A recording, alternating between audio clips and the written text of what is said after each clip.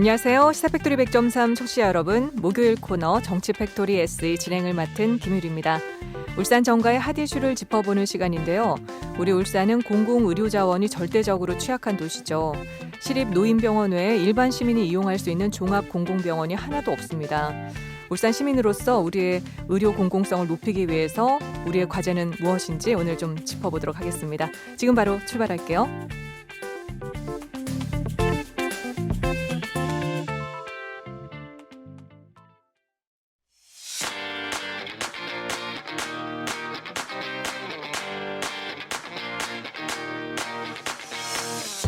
정치적 책임을 묻는다. 시사 팩토리 100.3 목요일 코너 정치 팩토리.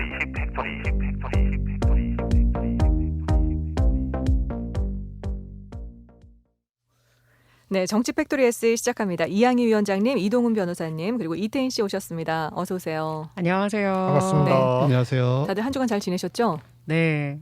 드디어 우리 완전체가 모였어요. 그래요. 다들 건강하시고 네. 다행입니다. 감기로 지난 또 결석을 한 이동훈 변호사입니다. 네, 이태현입니다. 저는 저번 주에 참 재밌는 행사가 많았어요. 울산에서 진행하고 있는 문화도시 조성 사업과 관련돼서 다양한 라운드 테이블도 있고, 그리고 주말에는 네. 우리 김유리 아나운서께서 직접 출연하신 네. 더울린 합창단의 그 태화강에서 행사가 있었습니다. 거기도 잠시 보러 갔었고요. 안 오시기로 했잖아요. 네, 그랬는데 가게 됐네요. 오셨어요? 네. 아는 척 좀 하시지. 오늘 정치 팩토리 주제로 한번 넘어가 볼까요? 네. 지난 7월이었죠. 울산시청 시민건강과 공공병원 담당 김경호 사무관이랑 울산건강연대 김현주 집행위원장 모시고 울산의료원 설립 준비 상황에 대해서 이야기 나눴었는데요. 네. 그때 울산의료원 설립 가능한지 타당성에 대한 조사 진행해서 사업 계획서 만들고 울산 시민 최소 20만 명의 서명을 받아서 정부에 제출하겠다. 제발 울산 시민들 서명운동 열심히 참여해 주세요. 뭐 이런 방송 네. 했었는데요. 네. 다행히 시민들의 참여로 서명 목표 22만 명을 훌쩍 넘겨서 지난달 정부에 사업 계획서를 제출했습니다. 이제 예비 타당성 조사가 관건인데요. 네. 울산의 의료 공공성을 높이기 위해 현 시점의 과제는 무엇인지 오늘 함께 살펴보겠습니다. 위원장이 관건은 기획재정부의 예비 타당성 조사 통과 그리고 또 정부 예산 반영 결정이잖아요. 맞습니다.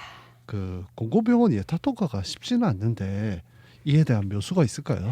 맞습니다. 기획재정부 보통 기재부라고 많이 뉴스에서 나오잖아요. 네. 기재부는 예산 운영의 효율성, 경제성을 중심으로 평가하다 보니까 그동안 공공병원 설립은 단 한 번도 예타를 통과한 적이 없었어요. 하지만 공공병원은 경쟁성만으로 평가할 수 없는 반드시 존재해야 하는 그쵸. 사회 기반 시설이잖아요. 네. 사실 우리가 경찰서나 소방서 운영하고 유지하는데 수익성 따지지 않잖아요. 맞아요. 시민의 건강한 삶을 위해 공공병원을 짓고 운영하는 것에 더 이상 경제성이 발목을 잡아서는 안 된다는 게 시민사회의 입장이고요. 공공병원 건립에 도로나 다리, 항만같이 토목공사 평가는 타당성 기준을 그대로 똑같이 기재부가 적용하는 것도 맞지 않다. 시민의 생명을 다루는 공공의료 부문은 네. 예타를 면제해야 된다라고 주장하고 있습니다. 마침 10일 세종시 기재부 앞에서 의료원 설립을 계획하고 있는 울산과 광주가 함께 공공병원 설립 운동연대 주최에 예타 면제 촉구 기자회견을 했고요. 네. 그리고 11일인 오늘 오전에는 국회 정론관에서 공공의료 포럼, 울산건강연대, 올바른 광주의료원 설립 시민운동본부가 함께 예타 면제 촉구 기자회견을 진행하고 네. 광주랑 울산은 동시에 오후에 해당 시청에서 또 기자회견을 진행했다고 합니다. 네. 그렇군요.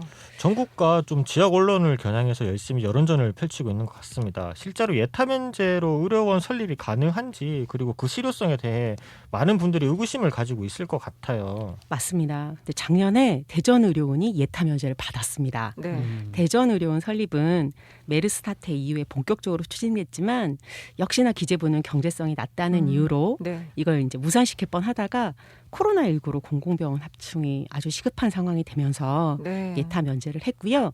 작년에 예타 면제를 받은 대전 상황이나 사실 울산, 광주 상황이 차이가 없잖아요. 그래서 그렇죠. 충분히 예타 면제가 가능한 게 아닐까 하는 기대감을 가지고 있습니다. 그렇겠어요. 사실 조건만 보면은 울산이 가장 열악하잖아요. 공공의료기관이 없는 곳은 울산뿐이니까 대전도 통과했는데 울산도 가능하지 않을까요? 맞습니다. 울산은 공공의료 자원이 절대적으로 취약한 도시로 네. 시립 노인병원 외에 일반 시민들이 이용할 수 있는 공공종합병원이 하나도 없죠. 응급의료기관 수, 응급의료 전문의 수, 중환자 병상 수, 분만기관 수가 특별시 광역시 중에 꼴찌. 필수 의료 기반이 아주 취약하고요. 감염병 관리 기반 시설은 아예 없습니다. 울산은 국가의 보건의료 정책을 실행할 공공병원이 없어서 공공보건의료 체계 실행 자체가 힘든 곳으로도 유명하고요. 네. 공공종합병원이 전혀 없는 울산시의 경우에 2020년 12월부터 2021년 6월까지 819명의 코로나19에 감염된 울산 시민을 타 지역으로 보냈던 맞아요. 거 네. 기억하시죠? 네. 그래서 울산 시민들은 의료원 설립 시민 추진위원회를 꾸리고 이젠 더 이상 미룰 수 없다는 절박한 심정으로 의료원 설립 예타 면제를 촉구하는 시민 서명 운동도 참여했고요. 그리고 열심히 동참했어요. 이제 정치랑 행정이 나설 때가 아닌가 싶습니다. 그렇군요. 그 작년 대전의료원 예타 면제 사례가 있으니까 울산도 예타 면제를 좀 기대해도 좋을 것 같은데 어떤가요? 그렇죠. 우리는 당연히 그렇게 생각하는데 네. 사실은 좀 상황은 만만치가 않아요. 왜냐하면 6월 2일 정부가 보건의료 정책 심의위원회를 열고 향후 5년간의 계획을 담은 2차 공공보건의료기본 계획안을 발표했어요. 이게 네. 정부의 5년간의 보건의료 계획인데요. 이 계획에 울산의료원 설립 계획이 아예 없어요. 그러니까 정부는 2025년까지 공공병원을 딱 3개 짓겠다고 발표했는데 네. 이 3개 지역은 심지어 작년에 이미 예타 면제 됐던 곳 경남, 대전, 부산 그리고 정부가 추가로 설립 계획을 하나도 발표하지 않았어요. 당장 17개 시도 중 공공병원이 없거나 1개에 불과한 곳이 울산, 광주, 대구, 인천이에요. 네. 그래서 이곳에 의료원 설립하고 부산 침례병원이나 제주 영리병원 부지 매입해서 공공병원 지어야 한다는 게 울산 건강연대를 비롯한 시민사회의 오랜 요구였는데 네. 사실 신종플루나 메르스, 코로나19 같은 이런 감염병에 효과적으로 대응하려면 공공의료 제공 기반이 튼튼해야 하잖아요. 그렇죠. 네. 근데 우리나라는 민간 의료기관에 90% 이상 의존하고 있고요. 공공의료 인프라가 절대적으로 부족합니다. 우리나라 공공의료 비중이 얼마나 취약한지 제가 단적으로 알 수 있는 지표 몇 가지를 소개하면요. 네. 병상수 기준으로 보면 2006년에는 12.7%였어요. 근데 이게 2019년엔 8.9%로 오히려 감소해요. 기관 기준으로 보면 2006년에 6.6%였다가 2019년에는 5.1% 오히려 또 감소해서 뒷걸음치고 있죠. 이 5.1%, 8.9%라는 수치가 이제 다른 나라랑 비교해 보면 더 확연해지는데요. 네. 공공의료 비중 병상수 기준으로 보면 영국은 100%예요. 모든 병상이 다 공공이고요. 네. 호주는 69.5%, 프랑스는 62.5%, 독일은 40.6%, 일본이 26.4%, 미국이 24.9%. 그러니까 OECD 주요 국가들이랑 비교해도 확연히 우리가 떨어지죠. 네. 심지어 시장주의, 신자유주의 최첨단으로 의료비 너무 비싸가지고 미국에선 맹장 수술도 못 한다고 이런 얘기 많이 맞아요. 하잖아요. 네네. 근데 그 미국조차 병상수 중에 공공의료 비중이 24.9%인데 우린 5.1%에 불과하다면 얼마나 심각한지 느껴지시죠. 그래서 백신 접종도 열심히 하시고 사회적 거리두기도 열심히 하시고 서명운동도 열심히 참여해 주신 이 시민들에게 보답하기 위해서라도 울산의 정치권이 지금 당장 좀 비상한 각오로 나서야 할 때인 것 같습니다. 그렇군요. 네, 앞서서 울산의 정치권이 비상한 각오를 해야 된다고 말씀해 주셨는데 그렇다면 울산 의료원 설립을 위해서 울산의 정치권이 조금 더 집중해야 할 일은 무엇인지 좀 알려주시죠. 계속 반복해서 나오는 기재부 예타 통과입니다. 그러니까 이 기재부 예타 통과를 위해서 울산 네. 정치권의 초당적인 협력이 필요하죠. 사실 국민의힘 원내대표 누구예요? 울산 남구의 김기현 의원이시죠. 그리고 또 집권 여당의 지역위원장인 이상원 시상위원장. 네. 그리고 늘 대통령의 친구라고 강조하시는 송초로 시장님. 네. 이 세 분 모두의 정치력이 저는 지금 시험대 위에 올랐다고 좀 생각을 하는데 일단 현재 지방의료원 확충을 위한 다양한 개정안이 국회에 계류 중이거든요.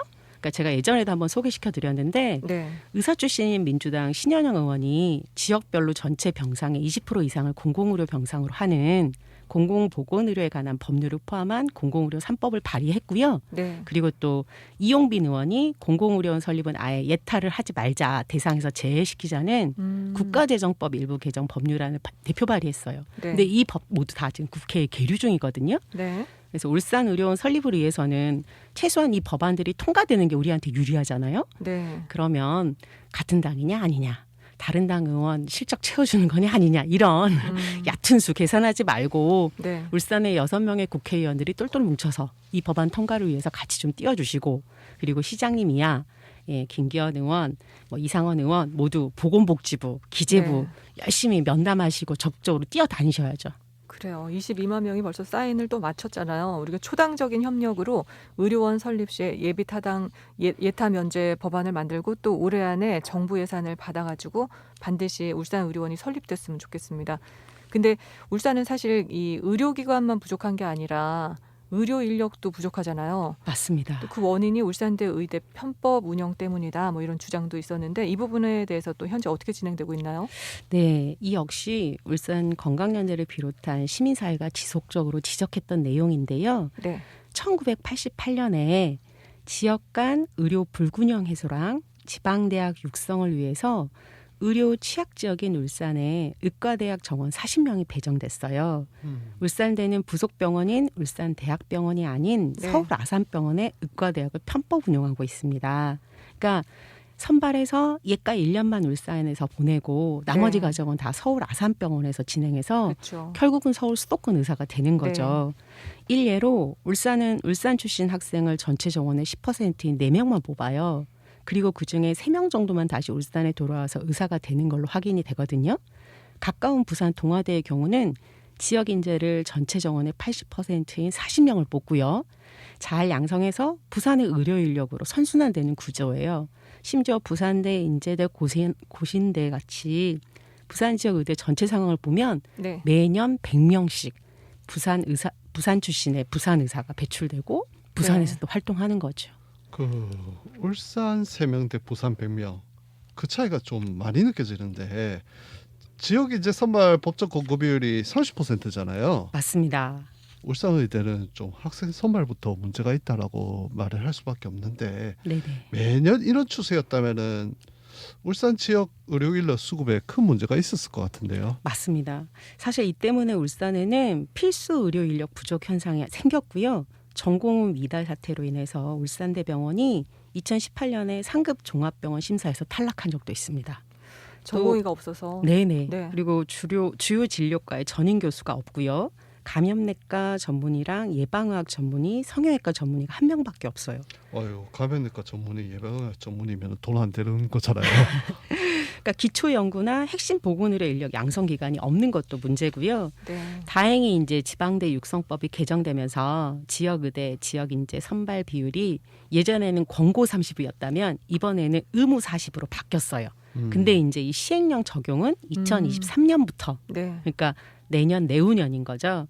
일단 2022년 대입 전형 지금 한참 진행 중일 텐데 네. 울산 의대가 권고 비율 30%라도 좀 지켜주기를 바라봅니다. 또 그렇다면은 울산대 의대 편법 운영을 바로잡기 위해서 울산의 정치권은 어떤 노력을 하고 있는지도 좀 중요할 것 같아요. 네네. 사실 열심히 애는 쓰고 계시더라고요. 네. 그러니까 온양, 온산, 서생, 웅촌을 지역구로 하는 서희웅 의원 기억하시지요? 네. 서희웅 의원이 울산시의회가 전국 공론화를 통해서 울산에 없는 울산대 의대 문제를 제기하며 해법 찾기에 나섰습니다. 네. 지난 6월 24일 날 울산시의회에서 서희웅 의원이 대표 발의해서 울산대 의대 울산 한원 촉구 건의안을 채택했고요. 네. 서희웅 의원이 현재 의회 운영위원장인데요. 7월 25일 제주도에서 열린 전국 시도 의회 운영위원장 협의회에서 네. 울산 지역 의과대학 지역 한원에 대한 교육부 감사 촉구 건의안을 또 만장일치로 채택시킵니다. 네. 그리고 지난 9월 28일 날에는 서희용 의원이랑 울산 건강연대가 국회 교육위원회 소속 도종환 의원, 서동영 의원을 직접 찾아가서 만나고 울산 우대, 울산 이전 건의안을 전달했고요. 10월 국정감사에서 국회 차원의 강력한 지적과 시정이 이루어져야 한다고 네. 요청하고 주문했던 걸로 알고 있습니다. 그래요? 그러면 지난 국감에서 이 부분 좀 주요하게 다뤄졌었나요? 네네. 다행히 도종환 의원이 국감 때 네. 교육부의 울산대 의대 편법 운영에 대한 감사와 시정 명령을 촉구했고요. 네. 교육부는 울산대 의대 현장조사 보고서를 서동영 의원실에 제출했고 교육부 장관은 건대의대, 울산의대, 한림의대, 동국대의대 현장조사가 모두 끝나면 12월까지 시정명령을 내리겠다라고 답했습니다.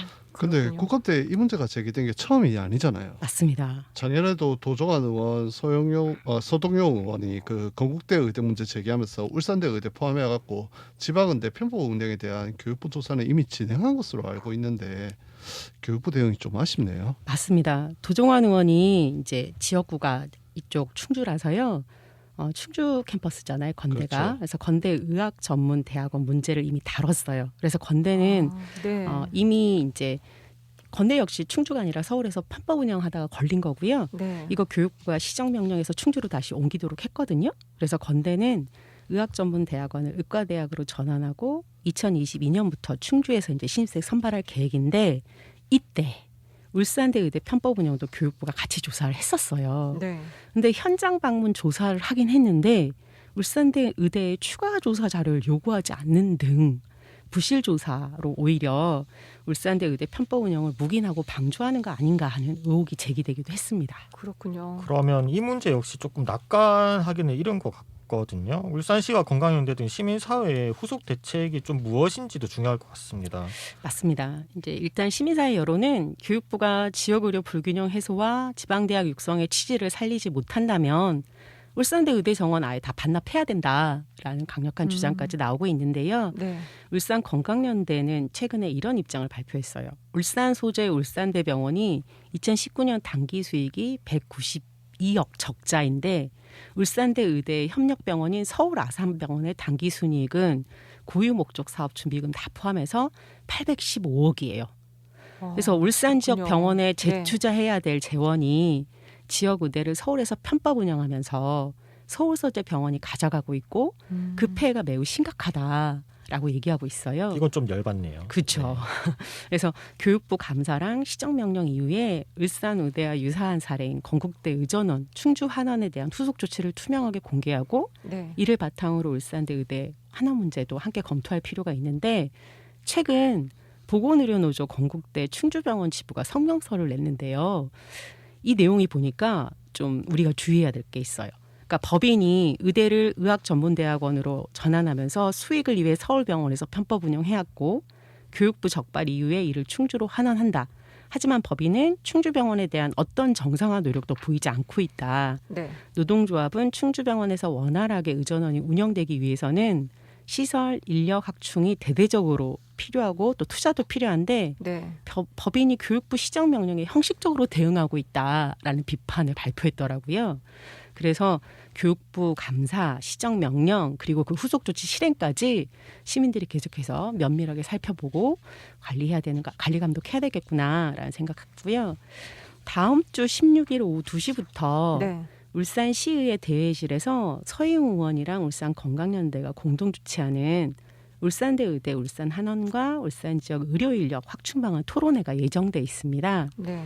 울산대 의대 편법 운영을 바로잡기 위해 전국과 지역 동시에 여론을 형성하고 그 해법을 함께 찾아가는 게 아주 중요한 때인 것 같은데 네. 울산 시민 여러분들이 계속해서 많은 관심과 참여가 좀 필요한 것 같아요. 그렇군요. 이양희 위원장님 감사합니다. 오늘 울산 시민의 건강권 확보를 위한 울산 의료원 설립과 과제 그리고 울산 의료 인력의 실태와 또 확보 방안에 대해서 좀 살펴봤는데 이동 변호사님하고 이태인 씨 뭐 하시고 싶은 말씀 있으면 한 말씀씩 부탁드려요. 네, 그 이양희 위원장님이 말씀 주신 바와 같이 공공의료병원은 약간 이제 그냥 일반적인 이제 사병원과는 달리 울산 시민의 건강을 위해서 꼭 필요한 부분이기 때문에 예타를 굳이 경제적인 측면을 고려하지 말고 네. 그 부분을 좀 배제하고 예타 면제를 진행했으면 좋겠습니다. 이상입니다. 네, 저도 생활 기반 시설로 인식을 해서 우리가 도로나 여러 가지 민간에서 네. 하고 있지 않은 뭐 소방서나 경찰서와 같이 운영해 나간다면은 울산 공공산재병원에 이어 울산 의료원까지 보다 많은 울산 시민들이 의료 혜택을 누렸으면 좋겠다라는 생각이 들었습니다. 그래요. 오늘 이야기 잘 나눠봤습니다. 오늘 모처럼 시간이 많이 남네요. 이양희 위원장님 마지막 말씀 한 말씀 부탁드립니다. 저는 사실 시민들이 이 문제에 관심을 갖는 만큼 네. 진전이 있을 거다라고 생각합니다. 네. 그래서 교육부 감사 촉구하고 시정명령 이후에 또 울산대가 어떤 행보를 보이는지 지켜봐야 하고요. 네. 그래서 시립의료원 그리고 울산 출신의 지역 인재들이 울산을 위해서 헌신하고 봉사할 수 있는 기회를 네. 시민들이 지속적으로 관심 갖고 참여하면서 만들었으면 좋겠습니다. 그래요. 울산의 의료 공공성을 높이기 위해서 우리 모두 함께 협력했으면 좋겠습니다. 시사팩토리 100.3 이제 마칠 시간인데요. 오늘 정치팩토리 SE는 애플 팟캐스트, 구글 팟캐스트, 팟빵, 유튜브에서 찾아서 들으실 수 있습니다. 지금 정인의 오르막길 나가고 있는데요. 이 곡 띄워드리면서 여기서 인사드릴게요. 모두 안녕.